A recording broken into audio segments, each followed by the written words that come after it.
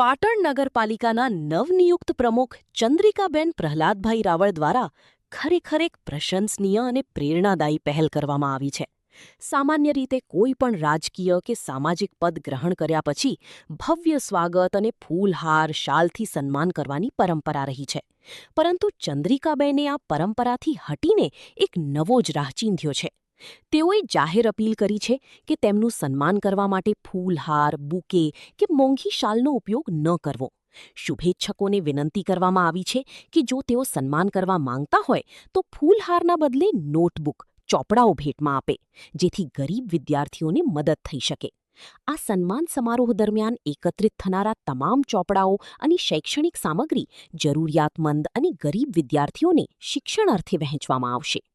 ફૂલો કરમાઈ જાય છે અને શાલ કબાટમાં પડી રહે છે, પરંતુ પુસ્તકો કે ચોપડા કોઈ ગરીબ બાળકના ભવિષ્યને ઉજ્જવળ બનાવી શકે છે. ચંદ્રિકાબેનની આ ઈચ્છા દર્શાવે છે કે તેઓ પદ સંભાળતાની સાથે જ સમાજના છેવાડાના માનવી અને શિક્ષણ પ્રત્યે કેટલા સંવેદનશીલ છે. નગરપાલિકાના પ્રમુખ તરીકેની તેમની આ ઇનિંગની શરૂઆત જ જો આટલી સકારાત્મક હોય તો આગામી સમયમાં પાટણ નગરના વિકાસ અને લોકકલ્યાણના કાર્યોને નવી ગતિ મળશે તેવી આશા રાખી શકાય. કે તમે મારું સન્માન ફૂલહાર કે કોઈ શાલથી ના કરો, ચોપડાથી કરો, જેથી કરીને એ ચોપડા ગરીબ છોકરાઓને ભણવા માટે કામમાં આવે. એવી મારી જનતાને સમાજની નમ્ર વિનંતી છે.